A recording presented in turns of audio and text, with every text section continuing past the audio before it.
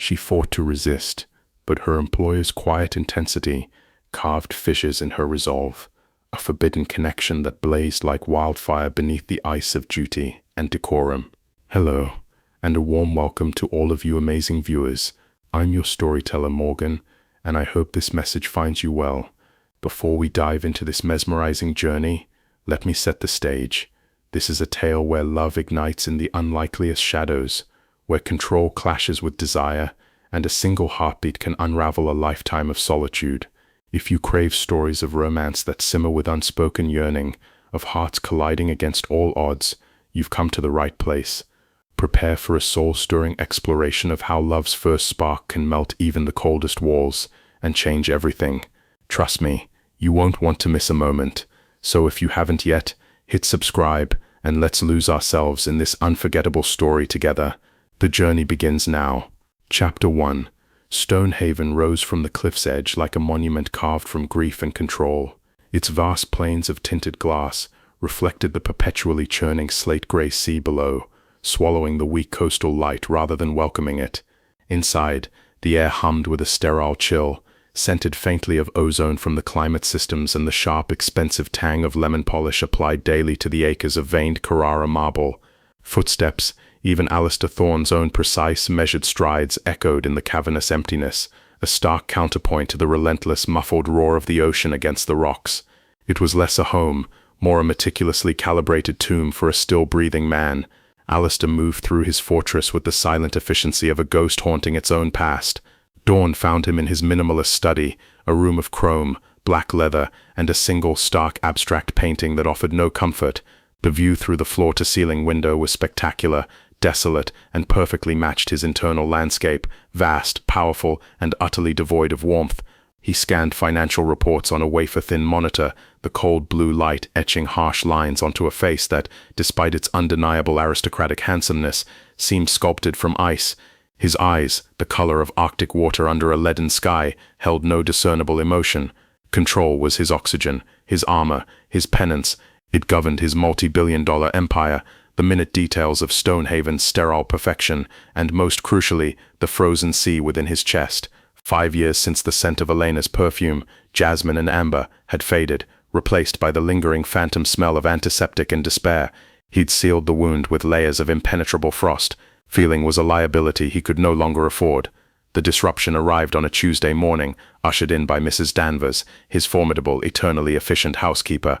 Alistair observed her approach down the long, gallery-like entrance hall via the discreet security monitor embedded in his desk. Beside Mrs. Danvers's rigid silhouette walked a figure that seemed jarringly out of place, Celeste Hayes. The name on the impeccable, yet modestly formatted resume had been a clinical detail. The reality was a sensory shockwave. She was young, early 20s, radiating a quiet vibrancy that immediately clashed with Stonehaven's monochrome grandeur. Her skin was a deep, warm umber, glowing against the stark white walls and cool gray marble. She wore simple, clean clothes, a soft blue sweater, dark trousers, but carried herself with a grounded grace. Her hair was braided close to her scalp in intricate, neat patterns, drawing attention to the elegant line of her neck and the startling openness of her face. Her eyes, as she glanced around with respectful curiosity, were large and dark, the rich brown of fertile earth after rain. Alistair's gaze, honed by years of assessing threats and opportunities, lingered for a fraction too long on the curve of her cheekbone, the full softness of her lower lip.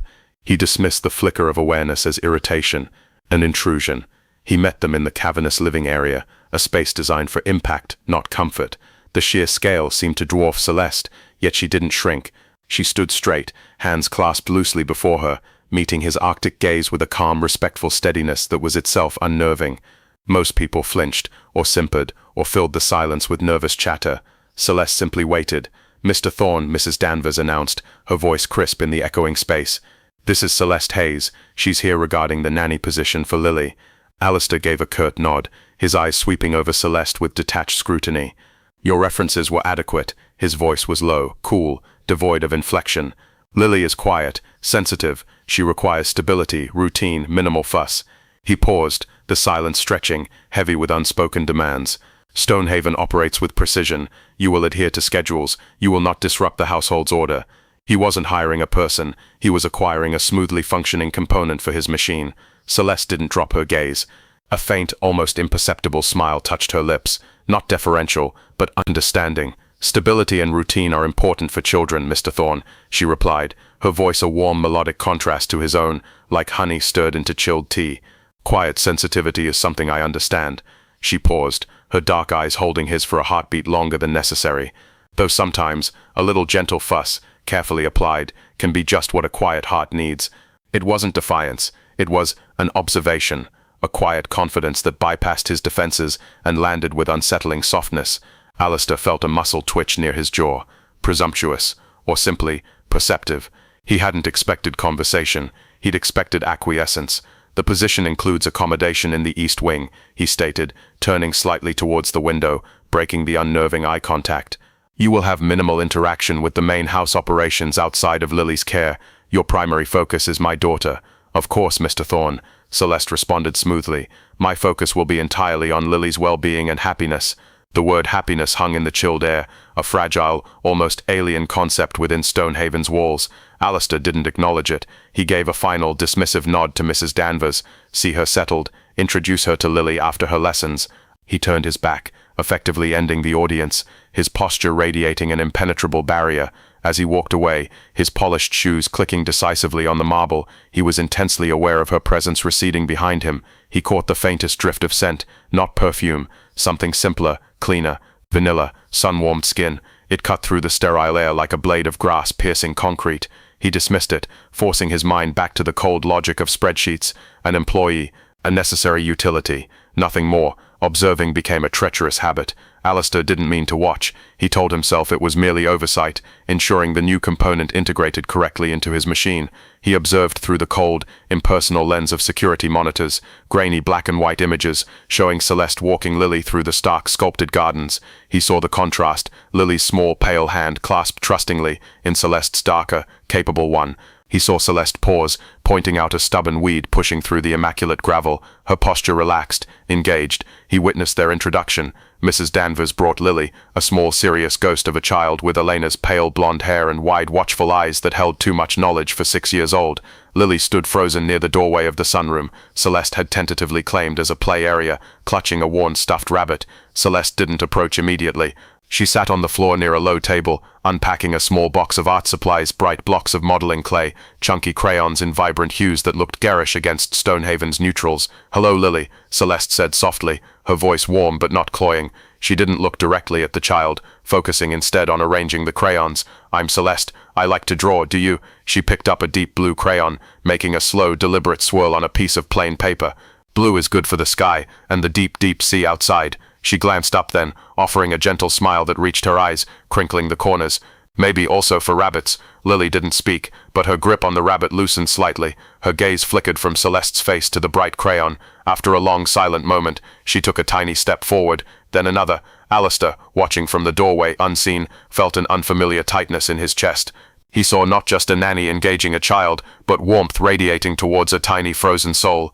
He saw Celeste's patience, her innate understanding of silence and space. He saw the way Lily, slowly, drawn like a moth to a safe flame, settled onto the floor near her, picking up a green crayon with tentative fingers. Later, Alistair found himself drawn to the conservatory, a glass-walled space usually empty and echoing. He stopped short. Celeste and Lily were kneeling on a spread-out sheet. Before them lay a collection of small terracotta pots, a bag of rich, dark potting soil, and packets of seeds.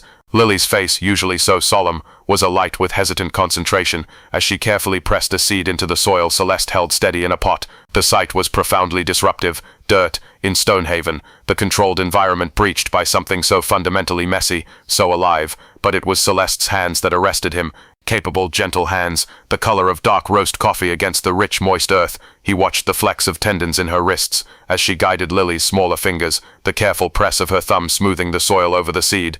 A memory, sharp and unwanted, pierced his glacial control. Elena laughing, her hands covered in garden soil years ago, in a different life, a different garden. The pang was immediate, brutal, followed by a surge of something else entirely, as his gaze locked onto Celeste's hands. A visceral jolt of heat, shocking in its intensity, spread through his chest and down his limbs, a sensation disturbingly like life. Like forbidden warmth flooding frozen veins, he recoiled physically, stepping back into the shadow of the doorway, his breath catching. What was that? Fury, hot and sudden, washed over him. fury at the intrusion, at the memory, at this feeling. It was unacceptable. Weakness, a betrayal of the control he wielded like a shield, a betrayal of Elena's memory. She's an employee, barely more than a girl, vulnerable. Her innocence is a glaring spotlight on my own corruption, my frozen core. The reasons were legion, solid, impenetrable. He resolved, with ironclad determination, to reinforce his walls. Distance, coldness, observation only through the safe remove of glass and monitors. She was a variable to be managed, a potential disruption to be contained. Distance proved easier, mandated than maintained. Celeste's presence, though quiet, was pervasive, subtly reshaping the microclimates of Stonehaven. Alistair would walk into the kitchen, expecting the usual sterile emptiness, only to find the lingering scent of baking bread, warm, yeasty, comforting, a scent utterly alien to his domain. A vibrant, hand-knitted throw, in jewel-toned blues and greens, appeared draped over the back of a previously austere grey sofa in the rarely used family room. One afternoon, he discovered a small, colorful drawing of a smiling sun, unmistakably Lily's work, taped with childish pride to the stainless steel door of the refrigerator. He stared at it, a strange ache blooming beneath his ribs. He didn't remove it. He found himself altering his own routines, drawn towards spaces she had recently occupied. He'd linger near the sunroom doorway after Lily's lessons, catching the faint melodic hum of Celeste's voice as she read stories. He'd pause in the hallway outside the conservatory, inhaling the damp, earthy scent that clung to the air after their gardening sessions. He became hyper-aware of her schedule, the soft pad of her footsteps down the East Wing corridor at 7:30 a.m., the murmur of bath time drifting from Lily's suite at 7 p.m. He meticulously planned his own movements to avoid direct encounters, yet his senses tracked her relentlessly. The accidental intimacies were exquisite torture. Passing her in the wide gallery-like hallway leading to the East Wing, the sleeve of his immaculate charcoal wool suit brushed against the soft cotton of her cardigan. The contact was fleeting, impersonal, yet it sent an electric jolt through him, a visceral shock that resonated deep in his gut. He stiffened, his stride faltering for a fraction of a second, his jaw clenched tight against the surge of heat. He didn't look back, but the phantom sensation lingered on his arm like a brand. Another evening, drawn by an unfamiliar sound, soft singing, he paused outside Lily's half-open door. Celeste sat on the edge of the bed, bathed in the soft glow of a nightlight. Lily was already asleep, curled under the covers. Celeste gently smoothed the duvet over the child's shoulder, her movements infinitely tender. She hummed a lullaby, a simple, haunting melody that seemed to weave itself into the very air. Her profile was soft, vulnerable in the dim light, her braids catching the faint gleam. Alistair stood frozen in the shadows, watching. A fierce, protective urge surged within him, primal and overwhelming, a desire to shield that softness, that light. It terrified him. This wasn't oversight. This was a dangerous magnetic pull he couldn't rationalize. He retreated as silently as he'd come, his heart pounding against his ribs like a trapped bird. He saw her sometimes in the early morning, before the household stirred, standing barefoot on the stone terrace overlooking the churning sea. She'd close her eyes, face tilted towards the weak sun struggling through the coastal mist, breathing deeply. A picture of serene peace, a quiet communion with the elements that felt sacred, untouchable. He watched from his study window, high above, a voyeur to her simple solace. The yearning that twisted inside him then was profound, a physical ache. He wanted to stand beside her, feel that sun on his own face, share that silence. But he knew with chilling certainty that his presence would shatter it. His very nature was antithetical to such peace. And her gaze, she rarely sought his eyes directly, maintaining a respectful boundary. But when their paths did cross unexpectedly, him emerging from his study as she passed with Lily, or him entering the kitchen as she prepared Lily's snack, her eyes would meet his, not skittish, not calculating, but steady, deep, warm pools that seemed to look through the billionaire, the widower, the ice sculpture, and see him, the man entombed within. It was unnerving, invasive in a way no business rival's scrutiny had ever been. He felt exposed, raw beneath that quiet, knowing look. He began to notice fleeting glimpses of her noticing him, a faint becoming flush rising on her cheeks when he entered a room unexpectedly, a quick, almost imperceptible inhalation. Once, catching him staring out at the turbulent sea from the living room window, lost in his usual bleak contemplation, he thought he saw a flicker of something like sorrow in her eyes before she quietly slipped away. It enraged him, this perceived pity, yet it also sent another treacherous spark through the ice. The mounting pressure within him manifested as increased austerity. His orders, always concise, became clipped, colder, directed solely through Mrs. Danvers when possible.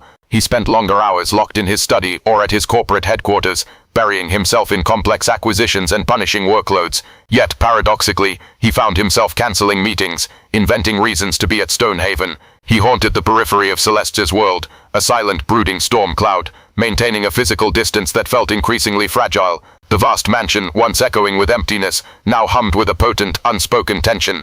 The very air between them crackled when they occupied the same space, even separated by yards of polished marble. He dreamt not of Elena's remembered warmth, but of sun-warmed skin, the scent of vanilla and earth, the soft texture of tightly woven braids beneath his fingers. He woke gasping, sweat chilling on his skin, the phantom sensations more real than the cold dawn light creeping into his sterile bedroom. The ice was cracking, fissures spreading beneath the surface, and the source of the thaw was a quiet, radiant presence named Celeste Hayes. The fortress was under siege, not by force but by sunlight, and Alistair Thorne, the man who commanded empires, found himself utterly powerless to stop it. Chapter 2. The Fortress of Stonehaven. Once defined by its chilling silence and sterile perfection, now hummed with a low, pervasive tension. It wasn't noise exactly. It was the vibration of life intruding, of warmth bleeding into cold stone. Alistair Thorne felt it in his bones, a constant, unsettling thrum beneath the familiar rhythm of the sea and the mechanical sigh of the climate systems. It was the vibration of her presence, Celeste Hayes, a quiet revolution reshaping his world from the inside out. He fought it with glacial resolve. His interactions with Celeste were reduced to clipped necessities, relayed through Mrs. Danvers whenever possible. Ensure Lily wears the warmer coat today. The conservatory thermostat is to remain at 18 degrees. Cold, precise directives designed to reinforce walls, not build bridges. Yet paradoxically, he found himself drawn to the evidence of her influence like a moth to a dangerous flame. The vibrant throw on the grey sofa remained. More colorful drawings joined the first on the refrigerator, a small gallery of Lily's burgeoning confidence. Alistair would pause before them, not removing them, studying the clumsy sons and stick-figure families with an ache he couldn't name. He walked into the kitchen one afternoon and stopped dead. The air was thick with the warm, yeasty perfume of baking bread. Celeste stood at the large island, her back to him, sleeves rolled up, kneading dough with a firm, rhythmic motion. The muscles in her forearms flexed, smooth umber skin dusted with a fine coating of flour. The scent was overwhelming, primal, achingly domestic. It filled his lungs, a direct assault on his carefully curated sterility. He watched, transfixed, as she shaped the dough, her hands strong yet tender. A single bead of sweat traced a path down her temple. He wanted to brush it away. The thought, unbidden and visceral, shocked him. He turned and left without a word, the phantom warmth of the kitchen clinging to his chilled skin long after he'd retreated to the Arctic sanctuary of his study. The accidental intimacies became exquisite tortures, each one a tiny crack in his glacial facade. Passing her in the grand hallway, the corridor felt suddenly narrow. The air thickened. His sleeve brushed hers, a whisper of fine wool against soft cotton. This time, it wasn't fleeting. The contact lingered for a fraction of a second longer, a deliberate friction neither acknowledged. A jolt of pure electricity shot up his arm, straight to his core. He felt her slight intake of breath, saw the faintest tremor in the hand holding Lily's. He forced himself forward, his stride rigid, his jaw clenched so tight his teeth ached. The phantom heat on his arm burned for hours. One rainy afternoon, seeking refuge from the boardroom's predictable aggression, he returned to Stonehaven earlier than planned. He found Lily and Celeste in the library, a room usually echoing with silence. Lily was sprawled on the thick Persian rug, deeply engrossed in a picture book. Celeste sat in a deep leather armchair nearby, her own book open, but her gaze was distant, fixed on the rain lashing the tall windows. The soft light from a table lamp gilded her profile, catching the gold flecks in her dark eyes. She looked pensive, beautiful in her stillness. Alistair stood in the doorway, unnoticed, the damp chill of the outside world clinging to his coat. He watched the subtle rise and fall of her chest, the way a stray braid rested against the curve of her neck. A profound sense of peace radiated from her, a quietude he hadn't known in years. The yearning to step into that circle of lamplight, to simply be near that stillness, was a physical pain. He backed away silently, feeling like an intruder in his own home, exiled by his own frozen heart. He began to notice the weight of her gaze, not constant, not intrusive, but potent. When their paths crossed in the kitchen, as she prepared Lily's tea, he felt her eyes on him as he poured himself a glass of mineral water. He turned, catching her mid-observation. Her gaze didn't skitter away in embarrassment. It held his steady and deep, filled with an unnerving mixture of curiosity and something else, something warm and unsettlingly perceptive.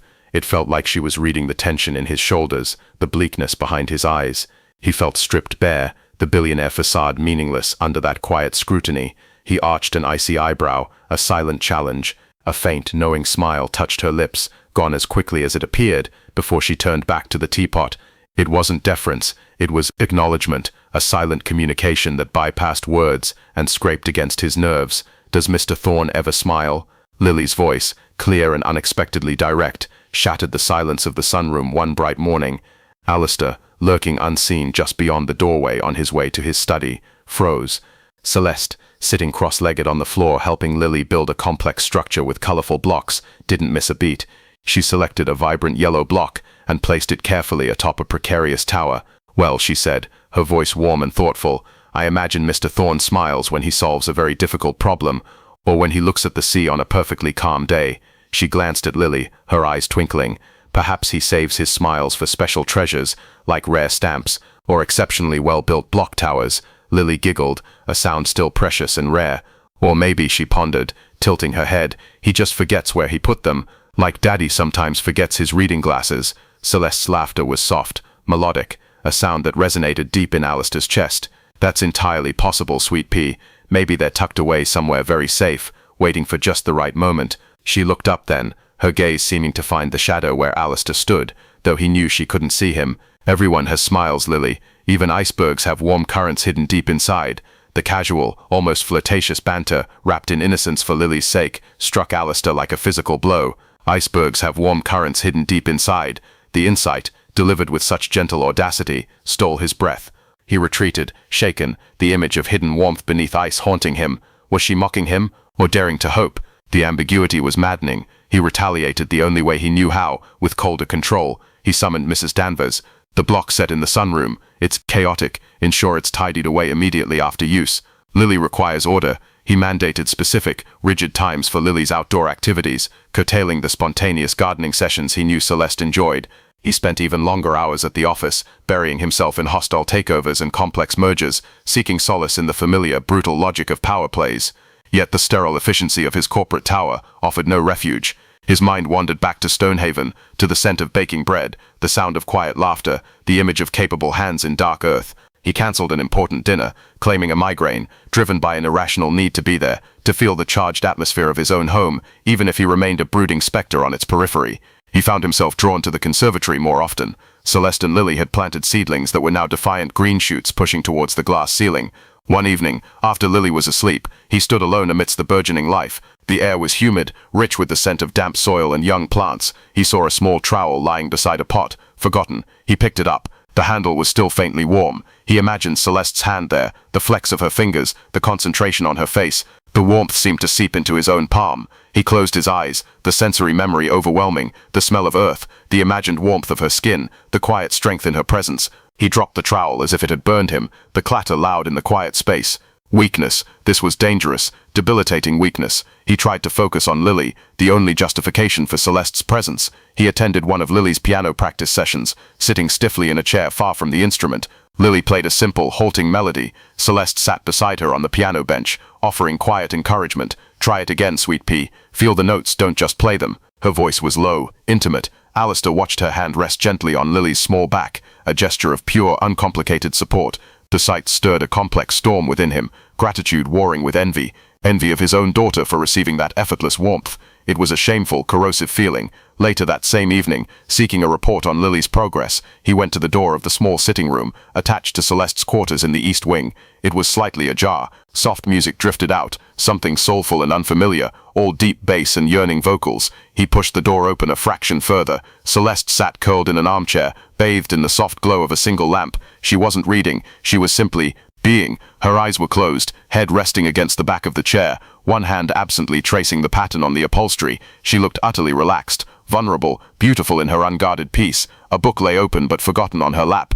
Alistair stood transfixed, a voyeur to her private solace. The yearning to enter, to sit in the silence with her, to share that space without the weight of his titles and tragedies, was a physical ache. He imagined crossing the threshold, the creak of the floorboard under his foot, her eyes flying open. What would he see? Surprise, fear, or perhaps welcome? The fantasy was so potent, so terrifyingly alluring, that he stepped back, closing the door with a soft, decisive click. He couldn't risk shattering that peace. His very presence was a disruption. The mounting pressure within him became a constant roar, a tempest contained only by sheer will. Stonehaven felt like a pressure cooker. The unspoken tension crackled in the air, thick and potent, whenever they occupied the same room, even separated by yards of polished floor. He felt her awareness of him as a physical touch, a shared glance across the dinner table, him at one end, her and Lily at the other, held volumes of unspoken words. He saw the faint flush that rose on her neck when he entered a room unexpectedly. Once he caught her watching him as he stared out at the stormy sea, his expression bleak. Her gaze held a profound sadness, a deep understanding that felt like both a balm and a brand. He whirled around, his voice sharper than intended. "Is there something you require, Miss Hayes?" She didn't flinch. Her dark eyes met his stormy ones. "Just ensuring Lily's sketchbook is put away, Mr. Thorne," she replied calmly, though her pulse fluttered visibly at the base of her throat. "It's forecast to rain heavily tonight." She paused, her gaze sweeping over his rigid posture, the tension etched around his eyes. "Perhaps a good night to stay in. The wind sounds fierce." It was practical, caring for Lily, yet the subtext shimmered between them. "Stay safe. Don't get lost out there." He held her gaze, the air crackling. "Stonehaven is built to withstand storms, Miss Hayes," he stated, his voice low, gravelly. "Control is the best defense against chaos." It was a declaration, a warning, aimed as much at himself as at her. A ghost of a smile touched her lips, tinged with something like pity. "Sometimes, Mr. Thorne," she said softly, gathering Lily's stray crayons. "The fiercest storms rage inside. No fortress walls can hold those back forever." She turned and walked away, leaving him standing alone, her words echoing in the vast, charged silence, feeling more exposed than ever before.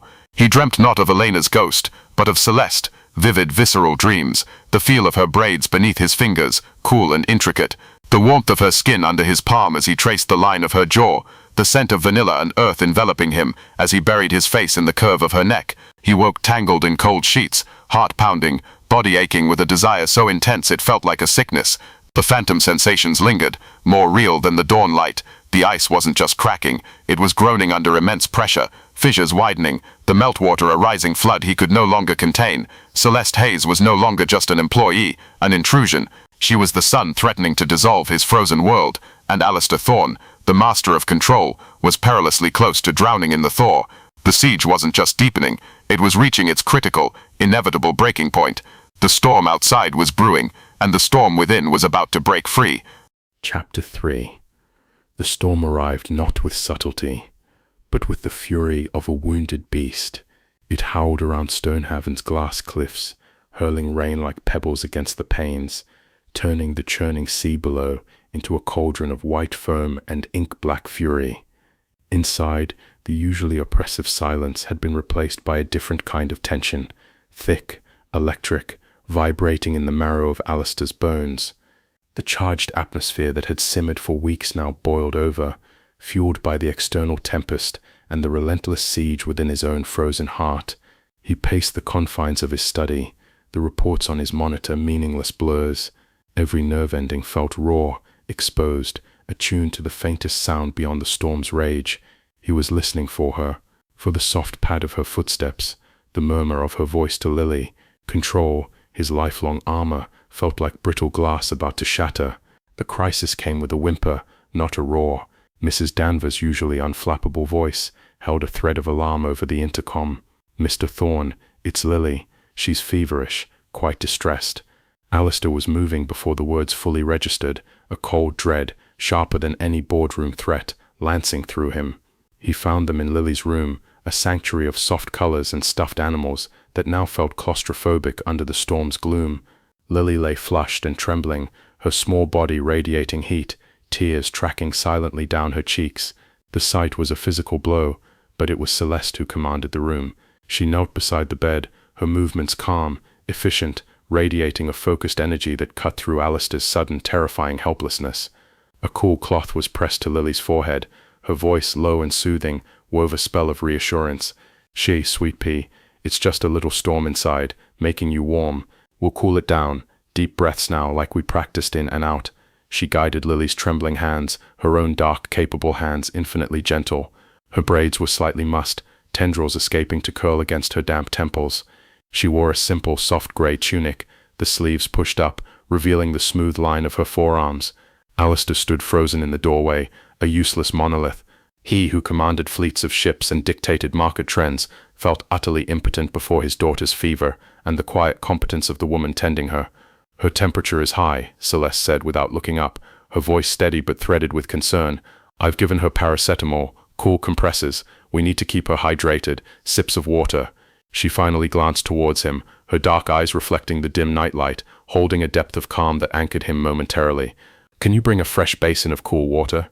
And perhaps sit with her? Your presence might soothe her more than mine right now.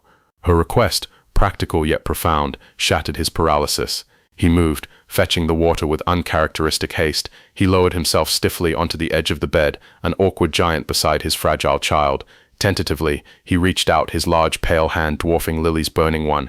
Her fingers curled weakly around his thumb. The contact, the sheer vulnerability radiating from his daughter, unlocked a floodgate of fear he hadn't known he possessed. He felt Celeste's gaze on him, not judging but understanding. She resumed her gentle ministrations, her movements a quiet counterpoint to the storm's fury and the pounding of his own heart. He watched her work, the careful wringing of the cloth, the tender way she smoothed Lily's hair, the low melodic hum she began, a wordless lullaby. Her focus was absolute, her strength a tangible force in the dim room. The protective urge that surged within him this time wasn't just for Lily, but fiercely, overwhelmingly for her. The realization was a seismic shift, cracking the bedrock of his resolve. Hours bled together in the storm-locked room. Lily's fever fluctuated, her distress easing slightly under Celeste's vigilant care, and the cool compresses Alistair dutifully refreshed, his movements growing less stiff, more attuned to the rhythm Celeste established. The charged tension between him and Celeste hadn't vanished, it had transmuted. It hummed beneath the surface of their shared purpose, a current of unspoken communication. A brush of hands as he passed her a fresh cloth sent sparks along his skin. The intensity in her eyes when she looked up to check Lily's temperature held a depth that went beyond concern for the child. He saw exhaustion etched beside her innate strength, a vulnerability that called to the raw, exposed part of him that had been unearthed tonight. Finally, as the storm's peak seemed to pass, leaving behind a pounding rain, Lily drifted into a fitful sleep, her breathing less ragged. Celeste straightened slowly, pressing a hand to the small of her back, a gesture of weariness that resonated deep within Alistair. She looked drained, beautiful in her rumpled concern, strands of hair clinging to her damp neck. She's resting easier, Celeste murmured, her voice husky with fatigue. She glanced towards the balcony doors, visible through an archway leading to a small private terrace off Lily's room. I need just a moment of air. She didn't wait for permission, moving silently towards the glass doors. Alistair watched her go, the impulse to follow an undeniable pull, stronger than gravity, stronger than his fractured will. He rose, his limbs heavy yet driven. He pushed open the balcony door she'd left slightly ajar, stepping out into the storm's aftermath. The air was wild, saturated, tasting of salt and ozone. Rain lashed down, though less violently now, soaking the stone terrace instantly. Celeste stood near the wrought iron railing, her back to him, face tilted upwards, eyes closed, letting the rain wash over her. The thin grey tunic clung to her, outlining the graceful curve of her back, the strength in her shoulders, the dip of her waist. Raindrops traced paths down her exposed neck, beaded on her lashes, plastered the escaping tendrils of hair to her temples and cheeks. She looked elemental, a figure carved from resilience and unexpected sensuality, bathed in the silvered gloom. The sight stole his breath. This wasn't the serene woman on the terrace at dawn. This was the warrior after the battle, breathtakingly real, heartbreakingly vulnerable. He didn't think. Control was a memory, incinerated in the crucible of the night's fear, and this overwhelming, consuming need. He stepped forward, the rain instantly chilling his skin through his shirt. He reached out, not to grasp, not to claim, but driven by a force older than reason, his hand trembling not with cold but with the sheer magnitude of the act, lifted, his fingertips chilled by the rain, brushed the path of a single droplet trailing down the curve of her cheek, just below her eye. The contact was feather-light, a whisper against her rain-slicked skin, yet it felt like a detonation in the storm-drenched silence. Time stopped. The rain, the sea, the world itself ceased to exist. Celeste didn't startle. She didn't pull away. Her breath hitched, a soft, audible gasp lost in the drumming rain. Slowly, with infinite grace, she turned her head. Her eyes met his. The world rushed back in, but distorted, charged with a voltage that crackled in the humid air. Rain plastered her hair, streamed down her face, but her gaze held his, unflinching. The deep brown pools were wide, fathomless, reflecting the storm's fading light, and a maelstrom of her own. Shock, yes, but beneath it, a dawning recognition, a question so profound it stole his breath. He saw the flicker of fear, natural and human, but it was eclipsed by something else, something warm, undeniable, an answering echo of the tempest that had raged within him for weeks. It was a mirror held up to his own shattered soul. Years of frozen resolve, meticulously constructed walls, the ironclad edicts of control and grief, they didn't just crumble, they vaporized. The glacial shell encasing his heart, shattered into a million glittering shards, swept away by the flood of feeling he could no longer deny, no longer suppress. The raw, aching need, the terrifying warmth, the profound consuming want, it roared through him, a liberation more terrifying than any prison. He didn't kiss her. Words, any words he could muster, felt inadequate, profane. Instead, his voice emerged, raw and unrecognizable, scraped from the depths of a soul he thought lost, choked with decades of suppressed emotion, a lifetime of unspoken yearning, condensed into a single shattered word, Celeste. Her name, a plea, a confession, a surrender. It hung between them in the rain-lashed air, fragile and monumental. Her lips parted slightly. Her eyes searched his, seeing the naked vulnerability, the raw hunger, the absolute absence of the icy billionaire. She saw the man, finally, laid bare. A single tear escaped the corner of her eye, mingling instantly with the rain on her cheek. It wasn't a tear of fear or sorrow. It was an overflow, an acknowledgement of the seismic shift, the terrifying, beautiful inevitability of this collision. Her breath caught again, a soft, ragged sound that echoed the ragged beating of his own heart. He saw the answer in her eyes before any word could form. It wasn't spoken acceptance, but a profound, wordless understanding. A yielding not of weakness, but of shared recognition. The fear didn't vanish, but it was matched, by a warmth that blossomed in her gaze, a warmth that promised sanctuary, not judgment. He didn't move. He couldn't. He stood frozen, rain soaking him to the skin, his hand still hovering near her face, the phantom warmth of that single touch burning brighter than any flame. The storm raged around them, but within the charged space between their bodies, within the locked intensity of their gaze, a new universe had been born, silent, terrifying, utterly consuming. The Ice Age was over, the thaw was complete, and Alistair Thorne stood amidst the deluge, finally, devastatingly, alive. Chapter 4. The rain still lashed Stonehaven's cliffs, a relentless drumming against the glass, but within the confines of Lily's dim bedroom, the storm had irrevocably shifted. The air crackled, not with tension, but with the aftershocks of a seismic revelation. Alistair stood frozen on the rain-slicked balcony threshold, the raw echo of her name, Celeste, still vibrating in the humid air, clinging to him like the rain soaking his shirt. He felt flayed open, every nerve ending exposed, the glacial fortress of his being reduced to rubble. He watched the single tear track down her rain-washed cheek, mingling with the downpour, and saw not fear, but a profound, terrifying recognition in her deep brown eyes, an answering storm. Celeste didn't move. Her breath hitched again, a soft, ragged sound that mirrored the frantic rhythm of his own heart. The rain plastered her simple tunic to her skin, outlining her curves, glistening on her neck, her collarbones. She looked like a water nymph, resilient and breathtakingly real. Her gaze held his, unwavering, searching the naked vulnerability he could no longer hide. The billionaire, the widower, the ice sculpture, all obliterated. Only the man remained, raw and trembling on the precipice. He didn't know how long they stood like that, locked in a silent communion that spoke volumes louder than any declaration.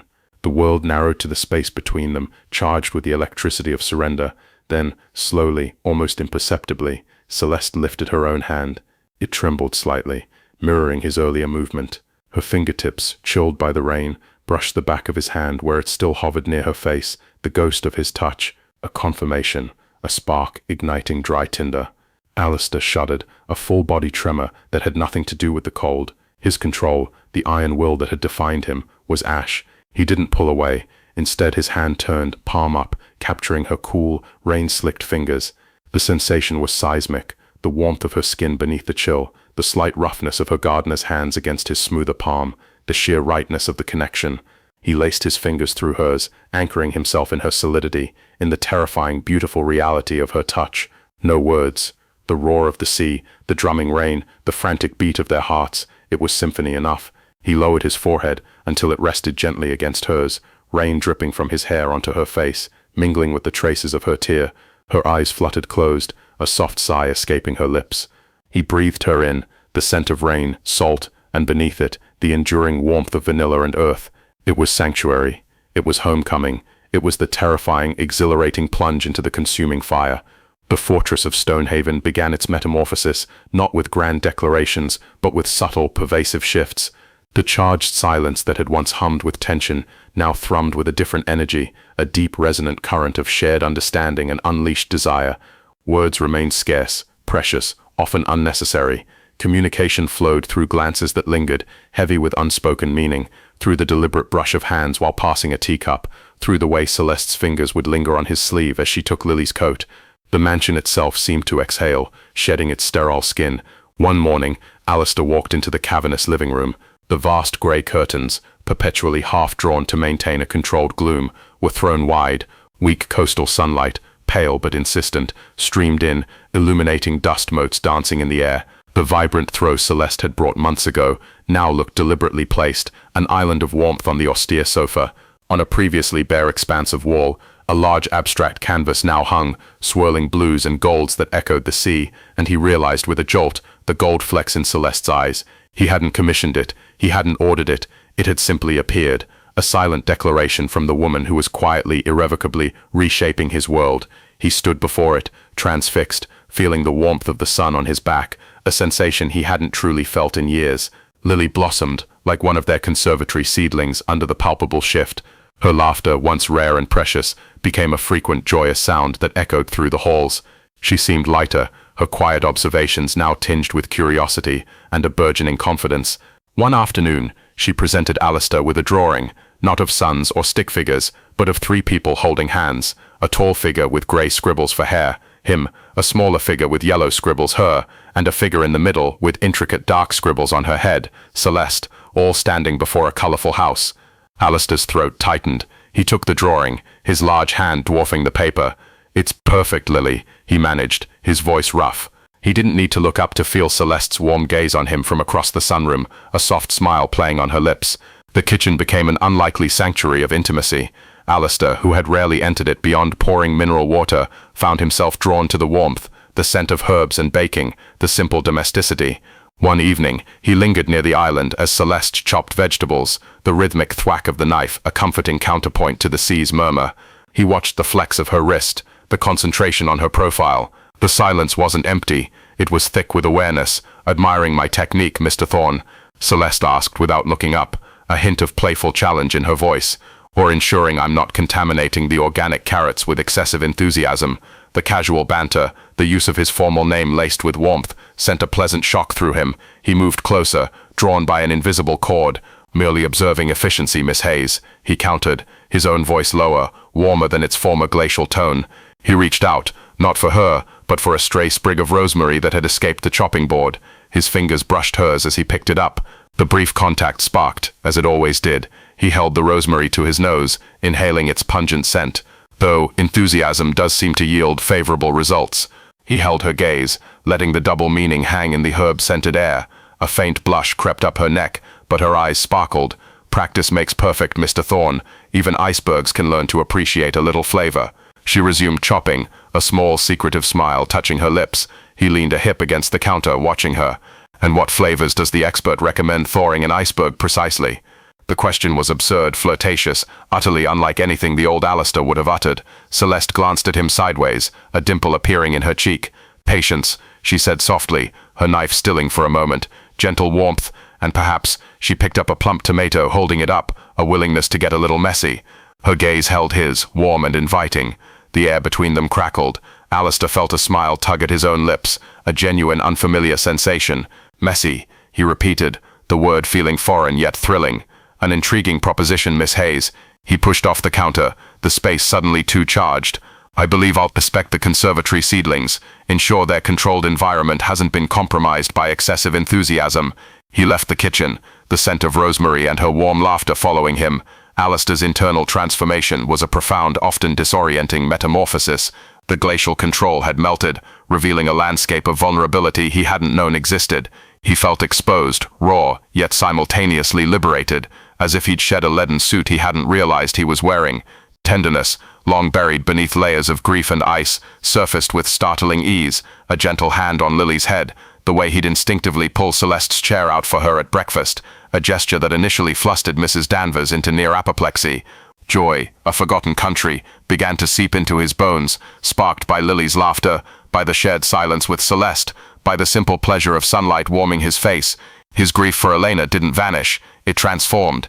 The sharp, frozen shard of pain softened, integrating into the landscape of his heart. He could remember her perfume, jasmine and amber, without the suffocating wave of antiseptic despair. He could recall her laughter without feeling the world fracture.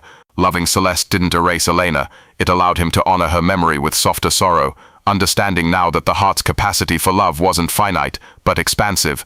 He protected Celeste fiercely, but differently now, not by distance and coldness, but by creating a sanctuary for her light within his world, shielding her innocence with unwavering presence, not walls. Celeste, too, underwent a subtle, powerful metamorphosis. Her quiet purity wasn't diminished by their connection. It became her strength, the bedrock upon which their intense bond was built. She navigated his complex world of wealth and scrutiny, not by adopting its armor, but by bringing her unwavering authenticity into its spaces. Her gentle confidence grew. She learned to read his moods, the slight tightening around his eyes when stress resurfaced, the rare, almost hesitant relaxation of his shoulders when truly at peace. She saw the man beneath the billionaire's legacy, the depth of his pain, the ferocity of his love for Lily, and now the tentative, overwhelming devotion he offered her. One afternoon she found him in his study, not at his monitor, but standing before the new abstract painting, his posture uncharacteristically relaxed. She walked in, carrying a tray with 2 steaming mugs of herbal tea, chamomile and honey, his recent reluctant concession to her influence. "Admiring your investment," she teased softly, placing the tray on his obsidian desk, a bold intrusion into his former sanctum. He turned, a genuine smile softening the lines of his face as he saw her. "Admiring the curator's taste," he corrected, his gaze warm. He gestured to the swirling blues and golds. "It reminds me of the sea after the storm, and—" He paused, his eyes finding hers, "the color of your eyes in certain lights." Celeste felt warmth bloom in her chest. She handed him a mug, their fingers brushing. High praise from a connoisseur of spreadsheets and storm clouds. She took a sip of her own tea, leaning back against his imposing desk, a gesture of newfound ease. "Though I suspect your art appreciation skills are evolving." "Evolving," he echoed, moving closer, drawn to her proximity like a compass to north. He set his mug down, his hand coming to rest beside hers on the cool obsidian. Under expert tutelage, he traced a slow circle on the desk surface near her pinky finger. "It turns out, there are more captivating subjects than quarterly reports." "Oh," Celeste raised an eyebrow, playing along, her pulse quickening at his nearness, at the deliberate caress near her hand, such as, "the way sunlight catches the gold in dark hair," he murmured, his voice dropping lower. He lifted his hand, not touching her hair, but hovering near a braid that had escaped its tie, resting against her collarbone, the precise curve of a smile that defies controlled environments. His gaze dropped to her lips, then back to her eyes, the heat in his own unmistakable, the complex topography of a terrain far more fascinating than any financial chart. Celeste's breath hitched. The flirtation was heady, charged with the intensity of their unspoken bond. "Dangerous territory for an iceberg, Mr. Thorne," she breathed, her voice barely above a whisper, prone to unexpected melting. A low rumble, almost a laugh, vibrated in his chest. He closed the infinitesimal distance between his hovering hand and her braid, his fingertips brushing the intricate pattern, cool against her warm skin. "Perhaps," he said, his voice gravelly with emotion, "the iceberg has discovered the melting is the point." His thumb grazed the sensitive skin just below her ear. "The only point that matters now." It was in the way his large, pale hand would engulf her smaller, darker one, as they walked through the transformed gardens, now bursting with color under Celeste's care and Alistair's newfound willingness to embrace messy life. It was in the comfortable silence as they cooked together in the now warm kitchen, his sleeves rolled up, her laughter mingling with the sizzle of garlic. It was in the evenings spent reading in the library, no longer echoing with silence but filled with the soft rustle of pages and the comfortable weight of her legs tangled with his on the deep sofa, her head resting on his chest as he traced idle patterns on her wrist. Stonehaven was reborn. Cold steel accents were softened by warm wood paneling. Lush ferns and trailing ivy now flourished in once empty corners. The pervasive scent was no longer ozone and polish, but a unique blend, his sandalwood cologne, her vanilla and earth, the salt tang of the ocean, and the underlying fragrance of life and warmth. The forbidding cliffside mansion, once a monument to isolation, now felt like a sanctuary bathed in golden light, a testament to the thaw. The climax wasn't a grand declaration, it was a quiet crescendo built from countless understated moments, a culmination of the transformative fire. One such moment arrived on a tranquil evening. Lily was tucked in bed, a story about brave explorers, chosen by her, still lingering in the air. Alistair, seeking Celeste, found her not in the sunroom or kitchen, but on the stone terrace. The sea was calm, reflecting the fiery hues of the setting sun, turning the water into molten gold.